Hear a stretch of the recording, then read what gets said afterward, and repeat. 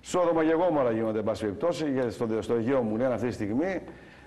Συνεχείς οχλήσεις των τουρκικών σκαφών και των αεροσκαφών. Αν και βράδυ πλέον πετούν, αυτό είναι περίεργο. Μέχρι τώρα μας είχαν συνηθίσει σε νυχτερινές πτήσεις, τώρα γίνουν και βραδινές πτήσεις. Περίεργα πράγματα, να είμαστε λίγο προσεκτικοί. Πρωινές πτήσεις. Εντάξει, μπερδεύτηκε εγώ. Ναι. Μας είχαν συνηθίσει σε πρωινές πτήσεις, τώρα έχουμε και βραδινές υπερπτήσεις και πτήσεις και παραβιάσεις και παραβάσεις του εθνικού εναερίου χώρου. Θα τα πούμε αυτά σε λίγο. Μπορούμε να συνδεθούμε τι θέλετε να κάνουμε. Το Στέφανο και να τον καλησπερίσουμε για να δείξουμε και το βίντεο. Στέφανε, καλό σου βράδυ. Καλησπέρα. Να ρίξουμε το βίντεο για να το σχολιάσεις. Ρίξτε το βίντεο. Ναι, αρκεί να μου λύσετε μια απορία μετά. Παρακαλώ. Σε λίγο. Να το δούμε.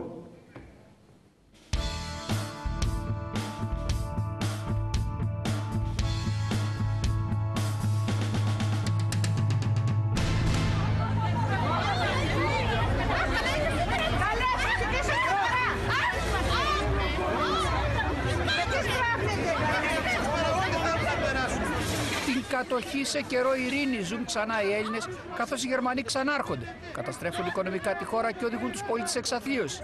Έτσι, με το καλάθι τους άδειο, εκατοντάδες χιλιάδες Έλληνες οδηγούνται στα συσίτια και στις ουρές της ντροπής για ένα πιάτο φασολάδα. Έχετε ξαναδεί τέτοια φτώχεια έτσι, αυτά τα τελευταία χρόνια, τόση μεγάλη φτώχεια στον Έλληνα? Κάναμε το 40, 41, 46, αλλά όχι έτσι. Όχι αυτό το πράγμα που γίνει. Όσο είμαστε στο ευρώ θα πεθάνουμε. Τα μεγάλα κανάλια, τα ξένα, εγγλέζικα, αμερικάνικα και αυτά λένε ότι η Ελλάδα, εάν δεν φύγει από το ευρώ, θα τελειώσει. Μα καταρχήν δεν είναι το ίδιο το ευρώ που έχουμε εμείς, δεν είναι ίδιο με το ευρώ των Γερμανών. Με το ευρώ το δικό μας παίρνουμε δύο πακέτα μακαρόνια και στη Γερμανία παίρνει 4 πακέτα μακαρόνια. Άρα δεν είναι λοιπόν ίδιο το ευρώ. Εμείς δουλεύουμε, τα παίρνει όλα ο Σόμπρε και Μέρκελ τα λεφτά για τους Γερμανούς. Κατάλαβες. Δεν φταίει όμως μόνο ο ξένος παράγοντας, αλλά και οι πολιτικοί του σύμμαχοι μέσα στην Ελλάδα, που υπογράψαν τα μνημόνια εξόντωσης των Ελλήνων, που έφτασαν να έχουν χειρότερη μοίρα ακόμη και από εκείνη των μεταναστών και των προσφύγων. Την αριστερή παρένθεση δεν θέλανε καλά να πάθουν. Εγώ ευχαριστιέμαι. Ευχαριστιέμαι αυτό. Γιατί ο κόσμος δεν σκέφτεται όταν ψηφίζει. Ποιος τους έβγαλε εκεί πάνω, κύριε? Ποιος τους έβγαλε? Ο λαός αυτός που πεινάει σήμερα και διαμαρτύρεται. Αυτός τους έβγαλε. Έχει τύχει από το Σαμαρά, τον άλλον τον Καραματιανό, που έβαλε το έμφυα και τους φόρους και ο κόσμος πάει σαν τα πρόβατα και τον ψήφισαν. Δεν περίμενε αυτός να βγει. Τα τρία δεν έχουν θέληση, για τους μετανάστες έχουν. Προχθές έβλεπα μερίδες φαγητού πεταμένες στους κάδους. Εκεί γιατί να τα δίνουνε? Να μην τα δίνουν σε Έλληνες που πεινάνε? Βέβαια έτσι είναι. Επιδόματα τους δίνουν, το ένα τους δίνουν, σπίτια τους δίνουν και εμάς τους Έλληνες τίποτα. Όσο και να μην το πιστεύουμε, υπάρχουν συνέλληνες που δεν έχουν καν ένα πιάτο φαγητό στο τραπέζι τους και περιμένουν από τους γείτονες. Η κυρία Λίκη πήρε σήμερα μια λαγάνα, ό,τι μπορούσε δηλαδή, προκειμένου να τη δώσει σε άπορη πολύτεκνη οικογένεια στη γειτονιά της. Γεμίζουνε τις τσέπες οι άλλοι και εμείς πεινάμε. Ο κόσμος πεινάει, η άλλη έχει 5 παιδιά και δεν έχει να το ταλίσει. Να, πάω εγώ τώρα. Ψωμί που πήρες λαγάνα. Ναι, να πάω, να φάνε τα παιδάκια. Αλήθεια, σε οικογένεια πολύτεκνη πάει αυτό εδώ? Ασφαλώς. Γειτονιά σας? Η γειτονιά μου. Και πάντα τους προσέχω. Πρέπει να τους προσέχουμε. Και οι ευθύνες θα καταλογιστούν μεν όταν έρθει η ώρα της κάλπης. Ωστότε, κάτι όμως θα πρέπει να γίνει για να μην ολοκληρωθεί, να χαλάσει το σχέδιο καταστροφής της χώρας από εκείνους που γατζωμένοι στην καρέκλα της εξουσίας, σκληροί και άκαμπτοι, αδυνατούν να σκύψουν και να ακούσουν τον παλμό της ελληνικής κοινωνίας που τους έχει εδώ και καιρό απορρίψει. Μέχρι να έρθουν οι κάλπες δεν ξέρω αν θα ζούμε όλοι εμείς, πάση περιπτώσει, αλλά Στέφανα Χίο, σε ακούω το σχόλιο σου για αυτό που είδαμε, γιατί για εμένα με συγκλώνησε βέβαια. Ήταν συγκλονιστικό το ρεπορτάζ του εκλεκτού συναδέλφου. Κάτι θέλει να πει. Κοιτάξτε να δείτε, κύριοι, δεν υπάρχουν πια συγκλονιστικά ρεπορτάζ σε μια Ελλάδα η οποία βρίσκεται στο κοινωνικό τέλμα της φτώχειας και της αναργησίας των ολιγαρχών του μπολσεβικισμού. Πριν από λίγες ώρες στην Αίγινα, γιατί ο δολοφόνος λένε ότι ξαναγυρίζει στον τόπο του εγκλήματος και εκεί στην Αίγινα έχουν γίνει σοβαρότατα εγκλήματα, είτε τα εγκλήματα που έγιναν το καλοκαίρι με ένα κότερο κάποιου ημέτερου εκεί που σκότωσε κάτι ανθρώπους στη θάλασσα και ακόμα περιμένουμε να μάθουμε την προανάκριση, με εμπλοκή κυβερνητικών στελεχών όπως φημολογείται, και εκεί στην Αίγινα πάλι, στο ίδιο μέρος, στη Μύκονο του κομμουνισμού και δεν έχουμε τίποτα με τους φιλήσυχους κατοίκους της Αίγινας, αλλά με την ελίτ που κατοικοεδρεύει εκεί και φτιάχνει αυθαίρετα σπίτια, αποφασίστηκε να κόψουν, να τεμαχίσουν τις συντάξεις την ώρα που χλαπάκιαζαν τις καραβίδες, τους αστακούς και όλα τα πλούσια εδέσματα που κάποια μερίδα μεγάλη του κόσμου δεν είχε τη δυνατότητα χθες την καθαρά Δευτέρα και την έβγαλε με κοτόπουλο ή την έβγαλε με σουβλάκι και τζατζίκι. Εκεί λοιπόν αποφάσισαν αυτοί οι κύριοι να τεμαχίζουν τις συντάξεις. Και ο κόσμος στη Θεσσαλονίκη, στην Πετρούπολη, στο Εγάλεο, σε όλες τις υποβαθμισμένες εντός εισαγωγικών κοινωνικά περιοχές της Ελλάδος προσπαθούσε να βγάλει τα σαρακοστιανά της καθαράς Δευτέρας. Και τούτοι εδώ δεν τράπηκαν στέλνοντας τον κόσμο στις ουρές για ένα πιάτο φασολάδα. Και την ίδια ώρα, κύριε Βελόπουλε, αυτοί έχουν 70.000 ευρώ αφορολόγητο στα επιμίσθια που παίρνουν, στους μισθούς. Ποιους μισθούς? Δεν τους λένε ούτε καν μισθούς. Τις λένε βουλευτικές αποζημιώσεις. Αποζημίωση. Μισθός είναι. Και παχυλός μισθός. Και να αφήσουν τα σάπια λοιπόν. Δεν μπορεί λοιπόν σε μια ολιγαρχική πυραμίδα μπολσεβικισμού που μπορεί να είναι και δεξιού πατερναλισμού, που μπορεί να είναι και φιλελευθερισμού άκρατου της εξουσίας, να υπάρχουν άνθρωποι που να σκοτώνονται για ένα πιάτο φασολάδα και κάποιοι άλλοι να τεμαχίζουν τις συντάξεις στην Αίγινα. Αυτό είναι κοινωνική ανισότητα. Και θα σας πω και κάτι ακόμα κλείνοντας και ολοκληρώνοντας για το θέμα που έχει προκύψει πριν από λίγη ώρα. Και καλά κάνουν αφού τους το επιτρέπουν. Έχουν βγει 2 βουλευτές του ΣΥΡΙΖΑ και στο πλαίσιο του κοινωνικού αυτοματισμού ισοπεδώνουν αυτή την ιστορία που έγινε δημιουργώντας καταστάσεις με το τροχαίο της Πόρσε. Στέφανε ο Μανιός ο ένας, ο άλλος. Του Μίστερ Τζάμπο, ναι. Ο ένας είναι ο κύριος Μανιός και η άλλη είναι μια παγκοσμίως άγνωστη κυρία μέσα από το ΣΥΡΙΖΑ, οι οποίοι λένε το εξής και μας βάζει σε σκέψεις και πρέπει να μας οδηγήσει σε προβληματισμούς, ότι το έγκλημα που έγινε το Πολύνεκρο στην Εθνική Οδό έχει ταξικό χαρακτήρα. Δηλαδή ότι τα πλουσιόπαιδα των βορείων προαστίων και των πλουσίων μπαμπάδων έχουν πάρει αυτοκίνητα και σκοτώνουν τους φτωχούς ανθρώπους. Εκεί έχουν φτάσει, σε αυτό το επίπεδο του κοινωνικού αυτοματισμού. Είναι πολύ επικίνδυνη και φασιστική αυτή η θεωρία. Αυτό θα το πω εγώ διαφορετικά, ίσως να είναι και ταξικό μίσος, αλλά είναι σκύλεμα πάνω σε ένα νεκρό. Σκυλεύουν σαν τα σκυλιά, και το λέω δημοσίως, πάνω σε ένα νεκρό, 2 νεκρούς, 4 νεκρούς που έφυγαν, νούμερα λέω απλά για να καταλάβει ο κόσμος, σε οποιοδήποτε νεκρό. Μανιός είναι το ταξικό μίσος τους. Όχι μόνο αυτό. Με Ρόκι Τζούφλι, πώς την είπες? Δεν ξέρω μια κυρία που ούτε καν το όνομά της θυμάμαι.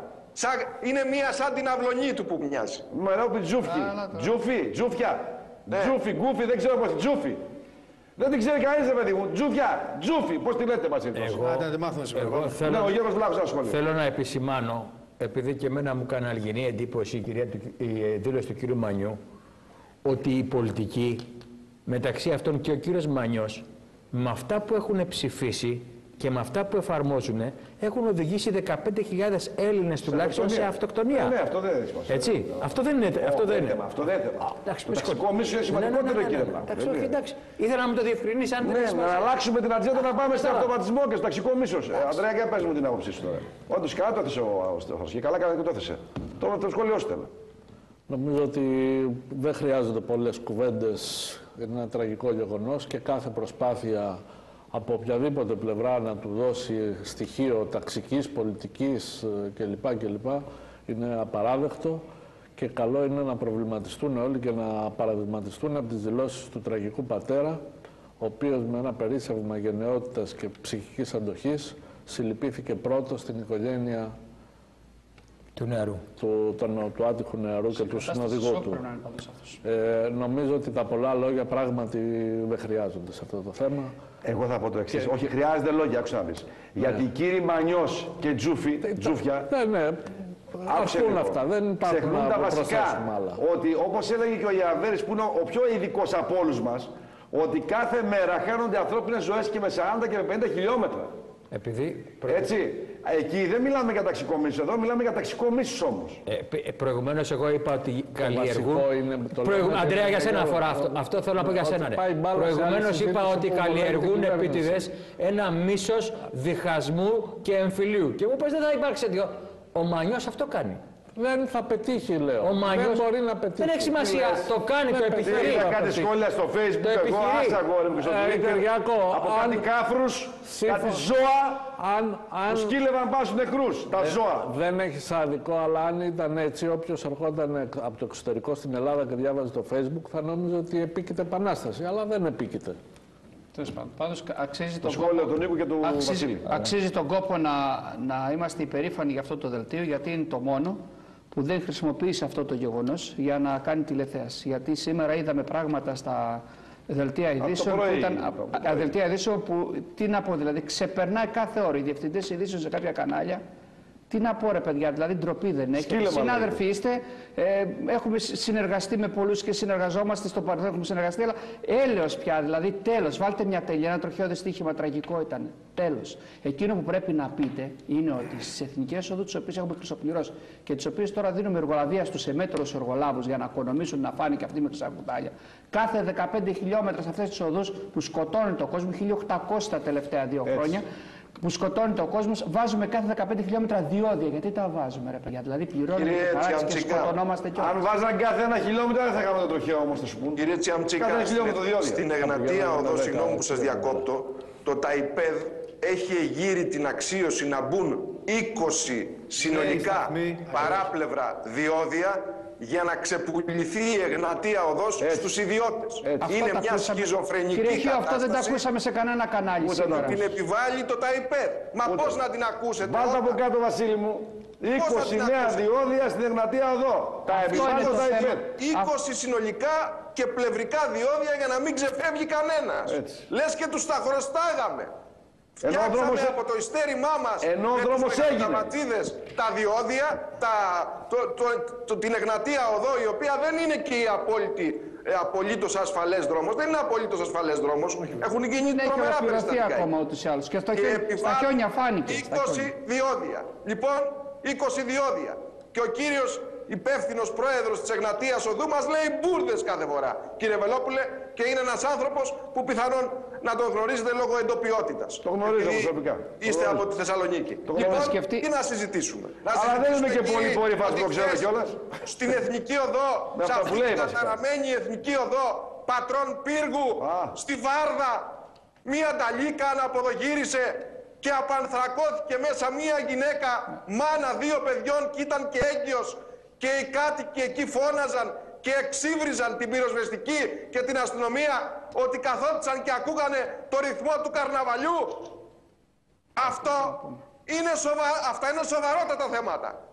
Και δεν ακούσαμε μία παρέτηση από τον κύριο Τόσκα. Από κανέναν. Πού ζήσε, Στέφανε, τι παρέτηση? Έχουν ευαισθησία τον Βασίλη το γραμμένο σχόλια που κάνει, γιατί είναι και της αρμοδιότητας σου το δημοσιογραφικά. Σύμφωνα με κάποια νέα στοιχεία, ο άτυχος οδηγός που παρέσυρε στο θάνατο τους υπόλοιπους συνανθρώπους μας, για τους οποίους όλοι λυπούμαστε πάρα πολύ, φαίνεται να υπήρχε μεταξύ με έναν άλλον οδηγό να κάνανε μια, αν θέλετε, κόντρα στην Εθνική Οδό, σύμφωνα με τα νέα στοιχεία. Και αυτός ήταν και ο λόγος που είχε φτάσει στο κοντέ στα 250 χιλιόμετρα. Όμως, Κυριάκο, είδαμε το θανατηφόρο αυτό τροχαίο και δεν μίλησε βέβαια ο συνάδελφος Τσιαμτσίκας, δεν ασχοληθήκαμε με τους δρόμους επί της ουσίας. Να πω κάτι, Βασίλη, γιατί αυτοί οι δρόμοι προκαλούν τόσα πολλά τροχιά. Εγώ επιμένω σε αυτό που λέει ο Γιώργος Βλάχος. Αν και κατά πόσο ευθύνονται αυτοί οι εργολάβοι και κατά πόσο πληρούν τις προδιαγραφές, τα τεχνικές προδιαγραφές, οι δρόμοι συγκεκριμένοι που στρώνονται χιλιόμετρα. Θα το πω δημοσίως. Κάθε μέρα, όπως είπε και ο Στέφανος, είχαμε παρόμοιο γεγονός στην Πάτρα, εκεί με τη γυναίκα που έκανε τη ζωή της. Επειδή ήταν ο γιος του Τάδε, μπήκαν όλα τα κανάλια, όλα τα social media και σκυλέψαν πάνω στην ιστορία αυτή. Αυτό με ενόχλησε περισσότερο. Ένα φαινόμενο. Γιατί δεν λέμε την αλήθεια στον κόσμο, αγαπητέ μου Βασίλη Γραμμένε? Μην ξεχνάμε, κύριοι, ακούστε λίγο, εγώ θα πω σε 10 δεύτερα την άποψή μου. Ευθύνες έχει ο πατέρας. Θα πρέπει να μιλήσουμε αντικειμενικά. Ευθύνες έχει ο πατέρας. ο κύριος επιχειρηματίας των Τζάμπο, ο κύριος Βακάκης, έχει ευθύνες. Διότι δίνει ένα αυτοκίνητο στο γιο το οποίο οδηγάει 5 χρόνια ακριβώς, 5 ακριβώς χρόνια, έρχεται από το εξωτερικό και του δίνει ένα αυτοκίνητο το οποίο φαίνεται ότι εκτός από πύραυλος έχει και κάποια προβλήματα. Φθαρμένα λάστιχα κλπ. Έχει ευθύνη ο πατέρας. Δεν είναι όμως ανήλικος ο γιος του. Από την άλλη, μην ξεχνάτε και μην παρεξηγηθώ για αυτό που θα πω. Ο κύριος Βακάκης στον Τζάμπο, που έχει μια πολύ μεγάλη εταιρεία και κάνει πολύ μεγάλο τζίρο, έχει δώσει πολλά χρήματα τα τελευταίο χρονικό διάστημα στα τηλεοπτικά κανάλια και σε ραδιοφωνικούς σταθμούς. Δεν αντιλαμβάνεστε τι γίνεται. Υπάρχει ένα είδος αντιπαροχής, το οποίο βέβαια είναι... Γιατί θα παρεξηγηθώ. Είναι ένας έμεσος ειδικός εκβιασμός που κάνουν οι νταβατζίδες καναλάρχες για να φέρνουν τον πατέρα, ο οποίος είναι σε πολύ κακή κατάσταση, σε δεινή θέση και να του ζητήσουν κι άλλα. Πολύ λογικό το επιχείρημα. Αφήστε το τώρα. Κύριε Βελόπουλε, είστε πολύ έξυπνος για να καταλάβετε τι λέω. Το ακούω, σου είπα. Το ακούω. Όταν λέω το ακούω σημαίνει ότι έμεσα συμφωνώ και όχι απλά έμεσα και άμεσα. Ελάτε τώρα λοιπόν. Είναι ο τρόπος για να βγάλουν λεφτά κάποιοι πάνω σε πτώματα ανθρώπων. να λέμε θανατώσει η ζωή μου, Κυριάκο, γι' αυτό. Λοιπόν, πέστε μου κύριε Γιώτη που πηγαίνουμε. Τι βγάζετε, Στεφανάδρο, στην εφημερίδα? Αυτό που σας είπα, χλαπάκιαζαν καραβίδες και τεμάγιζαν συντάξεις στην Αίγινα και βγάζουμε όλους τους αναλυτικούς πίνακες με όλες τις κατηγορίες των καταστροφικών περικοπών για τους δημόσιους υπάλληλους, για τις ΔΕΚΟ, για τις επιχειρήσεις και για όλους τους ασφαλισμένους, κύριε Βελόπουλε. Μιλάμε για 2 συντάξεις μείων στους μισθούς των φτωχοσυντήρητων Ελλήνων πολιτών. Είναι κοινωνική αδικία αυτό. Και δυστυχώς έχει και συνέχεια. Στέφανα, σε ευχαριστώ πάρα πολύ. Με αυτούς που κυβερνάνε χωρίς πρόγραμμα, χωρίς ουσία ανάπτυξης, δηλαδή ένα πρόγραμμα συγκεκριμένο για να μπορέσουμε να παράγουμε πλούτο, θα έχουμε συνεχείς μειώσεις μισθών και συντάξεων. Τελεία και παύλα. Και όπως θα συμφωνήσω κλείνοντας με την απάντηση που δώσατε σε ένα από τα παπαγαλάκια του συστήματος, τον κύριο Βαξεβάνη. Συμφωνώ και που αυξάνω. Όχι, πες τι είπα. Δεν σε θέλω, τι του είπα.